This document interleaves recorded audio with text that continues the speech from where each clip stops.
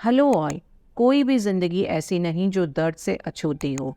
कुछ घटनाएं, कुछ लोग, कुछ दिन ऐसे होते हैं जो हमें उस समय तो बहुत तकलीफ़ देते ही हैं।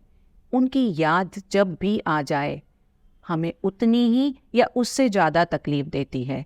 और अगर मैं कहूँ कि उस तकलीफ़ के ज़िम्मेदार हम ही हैं तो आप नहीं मानेंगे। आप मेरी बात का विरोध ही करेंगे। ऐसी क्या सोच है जो हमारी तकलीफ़ को हमारे द्वारा ही बढ़ाती है? उस दर्द को कैसे कम करें, आज हम जानते हैं।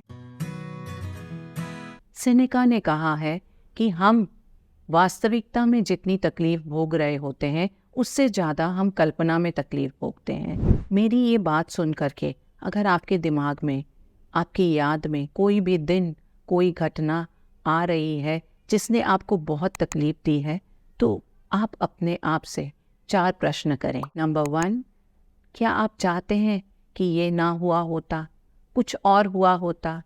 नंबर 2, आपने उसे बहुत पर्सनली लिया है। आप आज तक यही सोचते हैं कि मैं ही क्यों, वाई मी?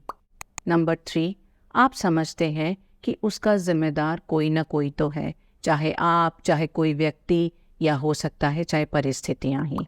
नंबर 4, आपको लगता है कि आपके लिए संभव ही नहीं है उस तकलीफ से उबर पाना, उससे बाहर आ पाना। इन चारों में से किसी एक सवाल का जवाब भी अगर आपने हाँ में दिया है, बहुत तकलीफ के साथ कह रही हूँ, अपनी तकलीफ को बढ़ाने के लिए आप कहीं ना कहीं जिम्मेदार हैं। माना जो हुआ बहुत बुरा था, नहीं होना चाहिए था, अपने साथ तो क्या, आप किसी दुश्मन के साथ भी इसकी कल्पना नहीं कर सकते। लेकिन जो हो गया है, हो चुका है, और अगर आप वहीं अटके हुए हैं, उसी दर्द में अभी भी उलझे हुए हैं, तो आप उस दर्द से ऊपर नहीं आ सकते हैं, पीछे अटक कर रह गए हैं, तो आप ही जिम्मेदार हैं उस दर्द के। जब हम कहते हैं कि उस दिन को, उस वाक़ये को हम अपनी ज़िंदगी से हटाना चाहते हैं, उससे हम उबरना चाहते हैं, तो इसका ये मतलब नहीं है कि हम उसे बिल्कुल मिटा देंगे या उसे भूल जाएंगे, उसका सपोर्ट करेंगे, उस पर खुशियाँ मनाएंगे। इसका ये मतलब है कि हम उस तकलीफ देह घटना के बाद भी आगे बढ़ने का डिसीजन लेते हैं। अगर एक बड़ी संख्या का नोट लिया जाए, 2000 नहीं, 2000 तो अभी आउट ऑफ सर्कुलेशन होने वाला है, चलिए हमने एक 500 का नोट लिया। आपसे मैं कहूँ कि ये 500 का नोट आप लेना चाहेंगे, आप हाँ करेंगे। अब मैं इस नोट को अपने हाथ में बिल्कुल सिकोड़ देती हूँ, क्रम्पल करके रख देती हूँ, तब भी आप उस नोट को ले लेंगे, क्योंकि उस नोट की वैल्यू उस बुरी घटना, उस वाक़ये के बाद भी कम नहीं होती। सेम विद अस, हमारे साथ अगर कुछ बुरा हुआ है तो ये हमारी वैल्यू को कम नहीं करता। इनफैक्ट कुछ भी बुरा हमारे साथ होता है, उससे उबर जाते हैं तो हमारी वैल्यू बढ़ जाती है।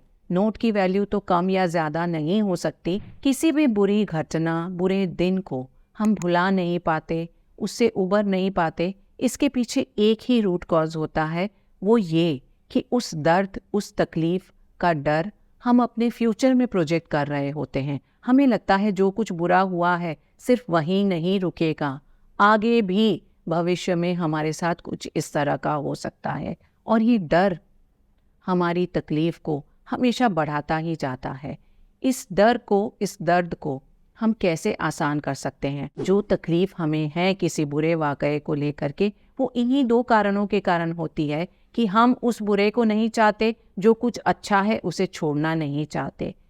बीइंग अवेयर, बीइंग माइंडफुल आपको बहुत हेल्प करेगा कि आप अपनी ज़िंदगी में जो कुछ भी तकलीफ़ें हैं, दर्द है, ट्रॉमा है, उससे ऊपर आ सकें। जिस तरह से बुरा हमेशा नहीं रहता आपके साथ, उस तरह से अच्छा भी नहीं रहता। माइंडफुलनेस एक ऐसा ज़रिया है जिससे हम उस दर्द और उस तकलीफ़ को कम कर सकते हैं।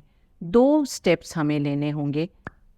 कुछ बुरा होता है, उसे हम ज़्यादा याद करते हैं। याद आए तो हम उस याद को आने देंगे, उसे रोकेंगे नहीं। उस दर्द को भी अगर हम एक्सपीरियंस कर रहे हैं, उसे एक्सपीरियंस करेंगे इन द मोमेंट। जो हमें तकलीफ़ हो रही है उसे हम झेलेंगे, लेकिन हम ये विश नहीं करेंगे कि काश ये ना हुआ होता, काश ये मेरे साथ ना हुआ होता। मैं इससे ऊपर नहीं आ पाऊँगा या आ पाऊँगी। दूसरा, हमारी लाइफ में सिर्फ बुरे एक्सपीरियंसेस ही नहीं हैं। बुरे एक्सपीरियंस से हम बहुत भागना चाहते हैं, लेकिन जब अच्छे एक्सपीरियंस होते हैं हम उनके साथ बहुत अटैच हो जाते हैं और हम चाहते हैं ये कभी ख़त्म ना हो। तो जो कुछ अच्छा है उसे भी आप बिना ये विश किए कि ये हमेशा चलता रहे, स्वीकार करें। जब कुछ तकलीफदेह आपके साथ घट रहा होता है या घट चुका होता है, आप विक्टिम होते हैं, उस समय आप उसको प्रोसेस कर रहे होते हैं। कई बार आप प्रोसेस भी नहीं कर पाते, ऐसा लगता है कि आप बंद गए हैं, आपको समझ नहीं आता कि इससे बचने का भी कोई रास्ता है क्या। आपको ये डर लगा रहता है कि आपके साथ हमेशा यही होगा। और उस समय कई बार तो ऐसा होता है कि सब कुछ बेमानी लगता है, यहाँ तक कि ज़िंदगी भी बेमानी लगती है। लेकिन माइंडफुलनेस कि ये ना हुआ होता, मैं ना होता, इस थॉट को अपने दिमाग में ना आने दें।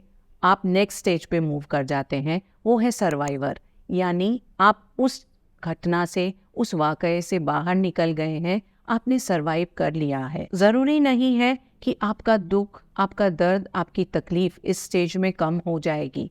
ऐसा भी लग सकता है कि ये कभी कम ना होगी। उस समय आप जो कुछ भी छोटा मोटा रिस्पॉन्स दे सकते हैं, जो आपके कंट्रोल में है, दें। आप नेक्स्ट स्टेज पे जाने के लिए रेडी हो जाएंगे। आपकी हीलिंग का प्रोसेस स्टार्ट हो जाएगा। इस समय भी आपको तकलीफ़ होगी, गिल्ट भी हो सकता है, दर्द भी हो सकता है। आपको ये लग सकता है कि ये दर्द कभी कम ही ना होगा। लेकिन उस समय भी आप अगर थोड़ी सी ऑब्जेक्टिविटी रख सकते हैं, थोड़ा सा माइंडफुलनेस, ये थॉट, ये मेंटलिटी कि ये नहीं होना चाहिए था, मेरे साथ ही क्यों हुआ, अगर आती भी है तो इस पर ज़्यादा फोकस ना दें। आप हीलिंग के लिए रेडी हो जाएंगे। नेक्स्ट स्टेज पे जाने के लिए आप रेडी रहेंगे। नेक्स्ट स्टेज है थ्राइवर। जब आप किसी बुरे एक्सपीरियंस को झेल लेते हैं, सहन करके आगे बढ़ जाते हैं, तो आपकी ग्रोथ, आपका आगे बढ़ना तय है। वो सारी तकलीफदेह चीज़ें जो आपकी ज़िंदगी में आपके साथ हुई है, उनसे आप बाहर आ सकते हैं। सिर्फ इन 2 क्वेश्चंस को अपने दिमाग में ना आने दें। और शुरू में आसान नहीं होता, आप इन्हीं प्रश्नों से जूझते रहते हैं, लेकिन धीरे धीरे एफर्ट डाल करके आप जब ये थॉट्स दिमाग में आए, उनके ऊपर फोकस ना दे करके कुछ और चीज़ों पे फोकस दें, तो आप देखेंगे आपका रिस्पॉन्स अपने आप चेंज हो जाता है और आप विक्टिम से सर्वाइवर, सर्वाइवर से थ्राइवर बन जाते हैं। आपकी वैल्यू बढ़ जाती है।